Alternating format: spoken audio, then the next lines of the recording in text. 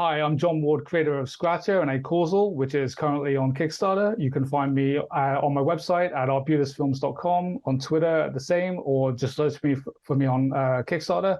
And you are watching and listening to Two Geeks Talking. Good morning, afternoon, evening, everyone. Two Geeks Talking is an entertainment industry interview show where we interview the creative people from the comic, film, TV, movie, and video game industries. And of course, I'm your host, Kurt Sasso. We're joined today by a very talented creator, a Canadian out of Vancouver. Of course, he is from across the pond. He is the creator of A Causal, which has a Kickstarter currently ongoing, which is amazingly overfunded. We're joined by the ever-talented John Ward. How are you doing today? I'm doing great, Kurt. How are you doing? Doing good. For those that don't know anything about yourself as a creative person, tell us who you are and what you're bringing to Two Geeks Talking. Yeah, I think that's a good question. My name's John. As you said, I'm in Vancouver, BC. I'm a writer, creator, filmmaker, podcaster, do a little bit of everything. That's pretty much in a nutshell. Ex-musician, ex-physicist. I'm going to talk about A Causal today, which is our Canadian crime thriller, which is currently on Kickstarter. This is the final issue, so you can grab all three of the issues. It's drawn by Evie Cantada and lettered by Lucas Catoni. It's a sci-fi sort of tinged crime story about a misfit team of cops and criminals who have a device that gets messages from the future. So it's kind of like a story about science, religion, belief, faith, and betrayal. So what is the most misunderstood aspect about the sci-fi detective genre that people who don't follow it misunderstand? I mean, I think it's got to still be about people. The sci-fi element often takes over the storytelling, and then we lose touch with the humanity of the stories. I think stories have always got to be about people wanting something and a search for truth or a search for identity. And so I think that's the thing that kind of usually gets lost. People start out with kind of like a hook, which is a sci-fi hook, but sometimes that just goes too far and we kind of lose touch with what the characters are. I read your website, read your bio, ex-physicist, turned comic writer. Bit of a leap when it comes to career changes. How did that come about, and why did you need that change? Well, the change was kind of forced on me, Kurt. I was a postdoc here in BC at the University of Victoria, and my grant basically ran out, and I applied for new jobs elsewhere and didn't get anything. So the career change was sort of not my decision in some sense, but the reason I got into writing in the first place was because of Star Trek. If we skip back, to high school, I basically failed physics and math in high school. I was a terrible student. And it was through Star Trek that I kind of learned that I wanted to be a writer. But while I was kind of pursuing that path, I kind of started teaching myself little bits of, the technical stuff. You want to write a script that kind of has all of the right techno babble, right? Yeah. So I started teaching myself basic physics, and I just really started to love it. It kind of led to me wanting to kind of pursue that. So I applied to a bunch of universities in the UK and got rejected from all but one of them. And I went there and basically I just went into physics. I was still writing on the side, but kind of my career trajectory had changed to become more about science. But then when I was fortunate enough to come to BC, and then had to kind of make a decision about what I wanted to do, it was kind of that seemed like a good opportunity to kind of jump back more into the creative aspect, because that's really sort of the thing that got me going in the first place. You're also a podcast co-host as well, being a podcaster myself here, looking at, of course, 49 Degrees North podcast. I think I'm on the 42nd parallel myself. How did that come about, and what's the status of it?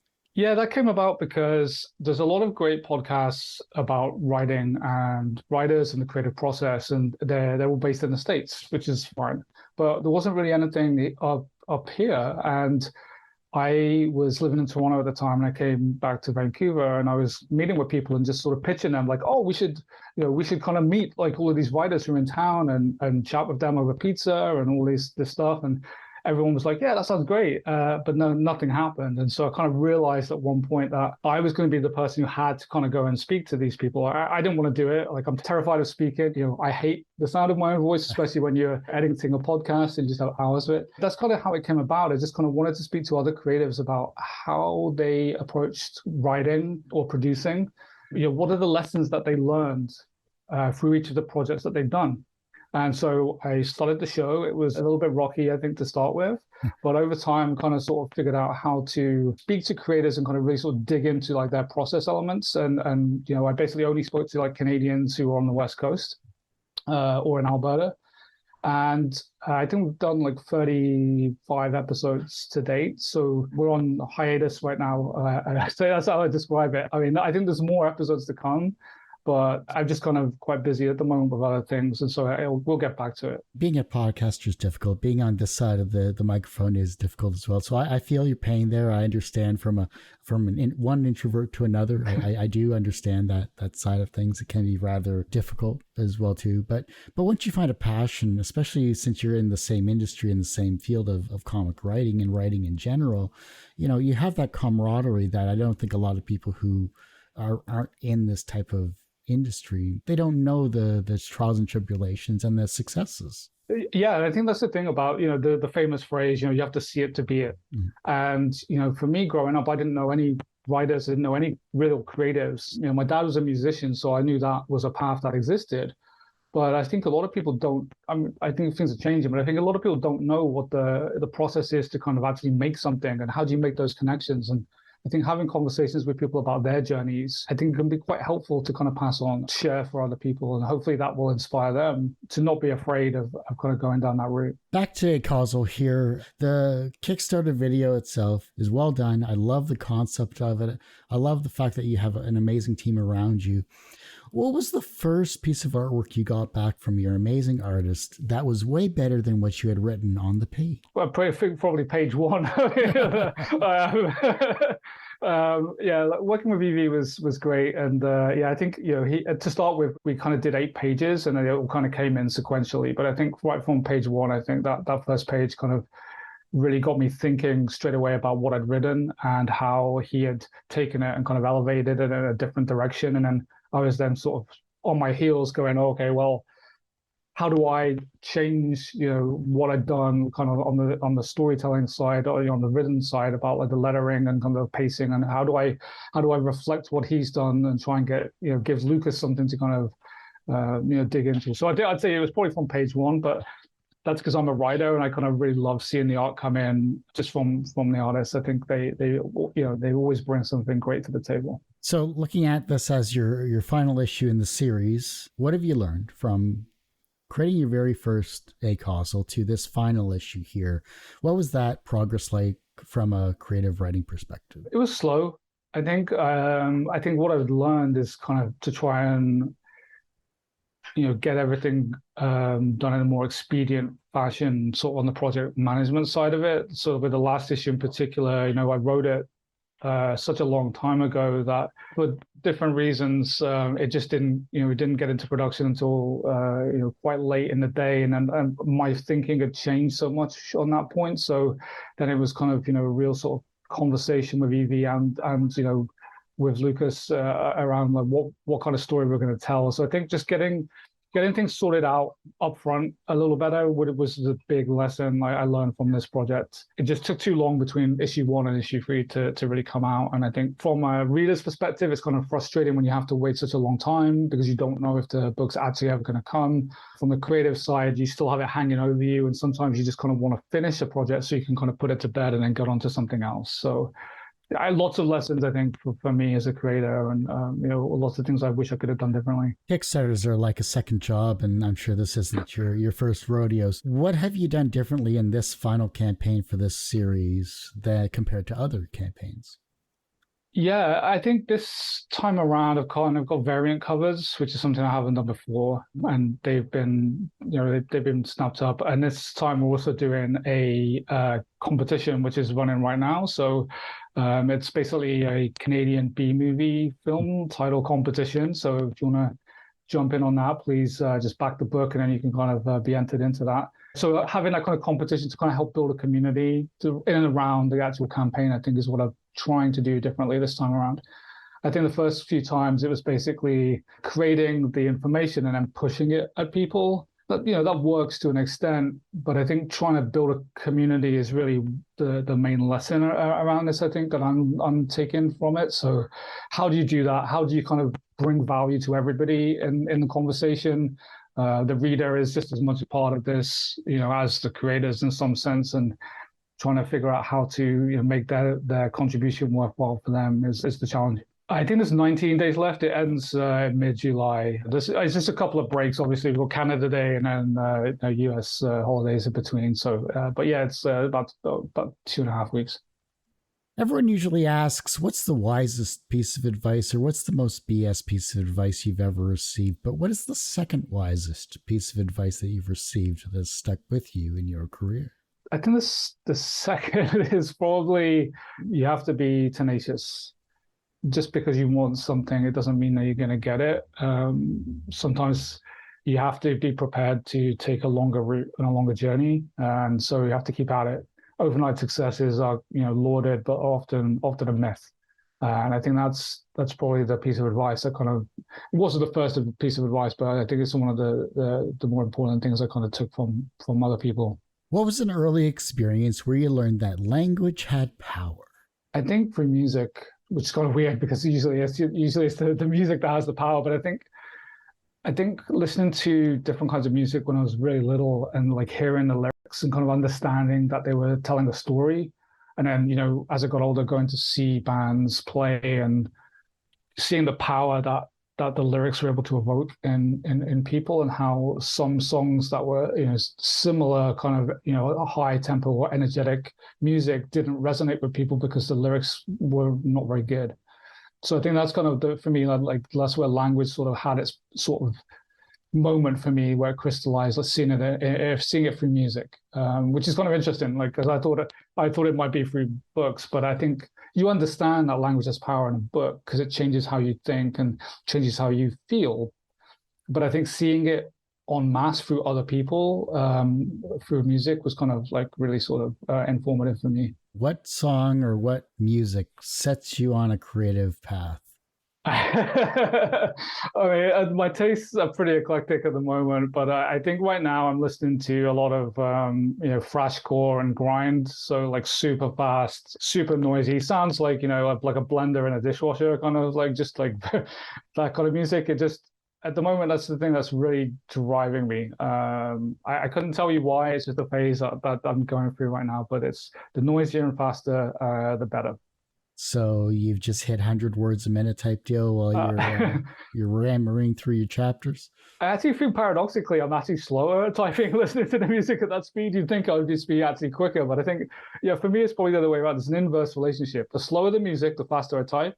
Faster the music, the slower I type. First I've heard of that. That's new for me.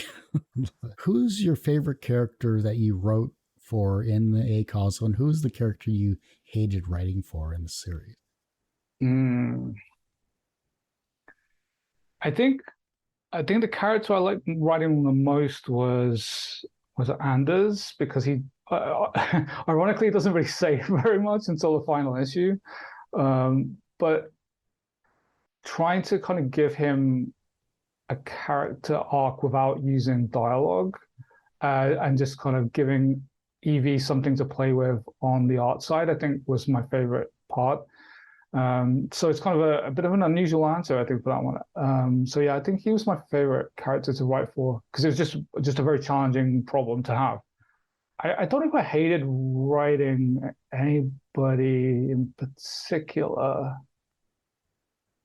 There's a couple of characters who I think I would redo, like in some ways, to kind of like tighten. But I think that's true of every creator. I mean, things are kind of abandoned, in some way, like not necessarily completed. And I think I would still want to go and do a bit more of a polish. But yeah, I don't think I hated writing for them.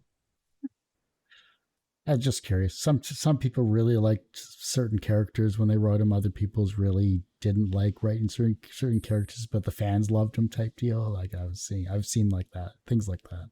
Oh, yeah, absolutely. I totally believe that. But I think for this book, because it's pretty tightly constrained between just the three main characters. I mean, there is external plot happening, and there are other characters, but we don't really get to see a lot of them. Everything's really sort of in this kind of perspective of one of the one. He's actually one of the two main characters, and then Anders is kind of like the supporting character in some sense up until the third issue, but when it's so tightly constrained that way, I kind of feel that like you as the creative team are putting a lot of yourselves into it. So I mean, yes, I mean, I don't, there are things about myself that I don't like, but I don't know if those were the things that like I was reflecting. I think it was like other elements. So I didn't dislike those parts of it. So subconsciously, you just didn't throw anything in there that you realize as of this moment. Yeah. I think I probably did, but like I said, the reality of that still hasn't hit me yet. So so we'll see. Ask me again in a couple of months' time, Sure. and Everyone has one person that inspired them on their path to where they are today. Who was that for you? I think for me it was the Star Trek writer Ronald D. Moore. He was a person who was interested in writing, wanted to write, and took an opportunity to, as the story goes, basically to drop his script on the desk while he was at Paramount on a tour.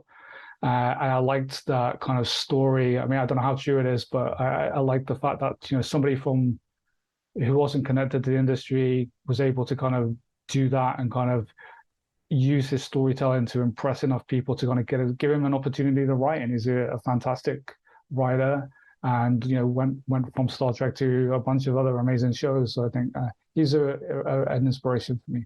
From a professional standpoint, you've had multiple Kickstarter campaigns that have been successful. You have had a podcast that's currently on hiatus that's a success, and I'm sure you've done much more that we haven't had a chance to talk about, at least this time around, which means you just have to come back on and talk about all of your other projects that you've done so that we can dive into what makes John a creative and talented person more so than we did today. So professionally, you're successful in that regard.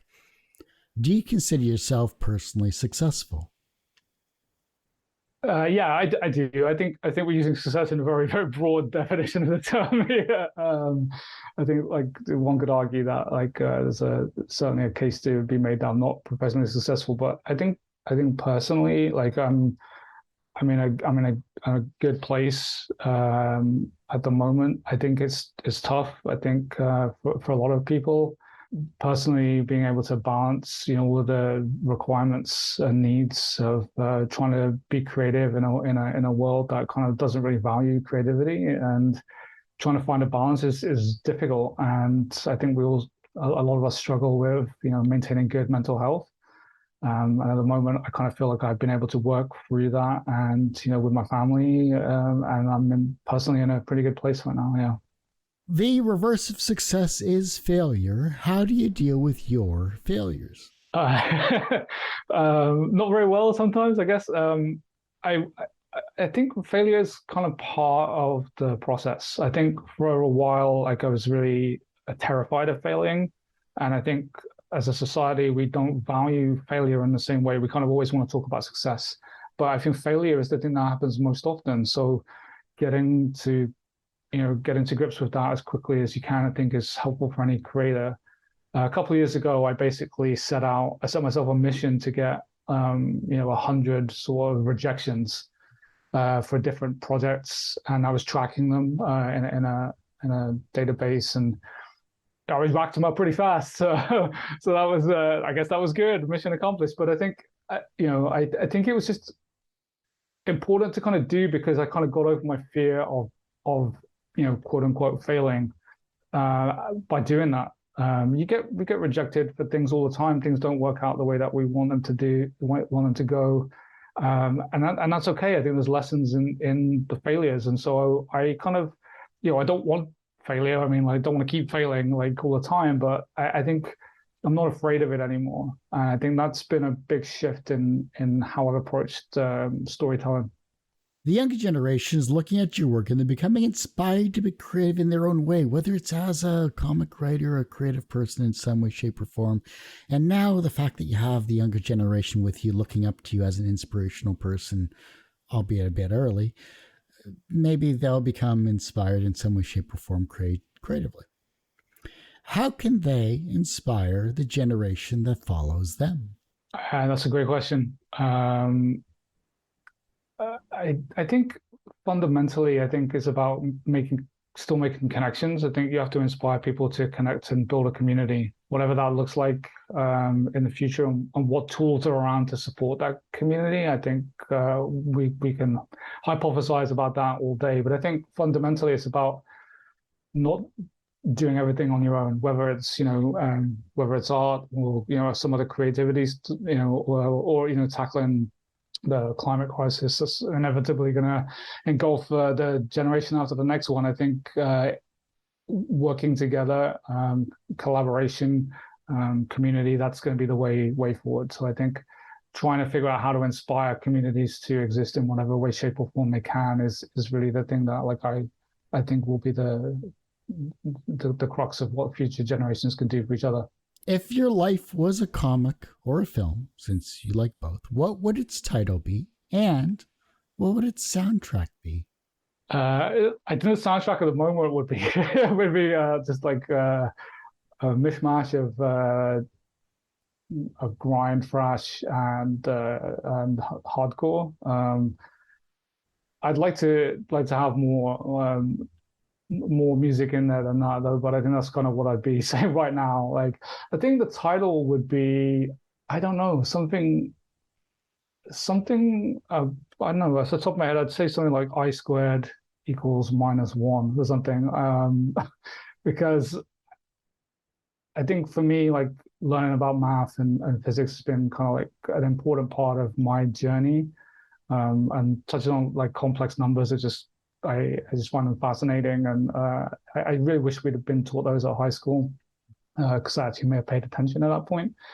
So something that touches on that, but kind of like, which is kind of like just also kind of just very short and has numbers in it. I like titles with numbers for some reason. So that was probably would be the title. Soundtrack, mostly grind and thrashcore, I suspect. Not a best-selling soundtrack, obviously, but certainly an interesting one. Yeah. Definitely, for sure. Well, John, I do hate to say it, but that ends this particular episode of Two Geeks Talking. I want to thank you so much for coming on the show. Yeah, thanks, guys. It's been great. For those that want to support you and, of course, find you and, of course, support the campaign as well, too, where are you online and in social media? You can go to my website, which is arbutusfilms.com, or on Twitter, I'm at arbutus_films, same on Instagram.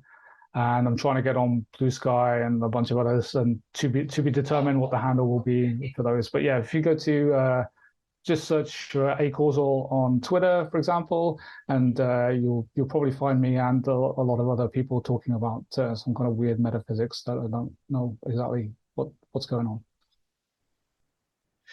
Well, like I said, that ends this particular episode of Two Geeks Talking. You could, of course, find this interview and 1,000+ others on our website, tgtmedia.com or twogeekstalking.com. That's TWO, not a number whatsoever. That goes to a different website. You can, of course, find, because the website is going through an update, come to our YouTube channel. It is a lot more updated than our website because it's youtube.com/TGTmedia. The podcast is back after 12 or so years. You can find that at twogeekstalking.podbean.com or just search for Two Geeks Talking on your favorite podcast streaming service like Spotify, iTunes, and everything like that. And of course, as I say every week, everyone has a story to tell. It's up to me to help bring that out. Thanks for listening and watching on Two Geeks Talking.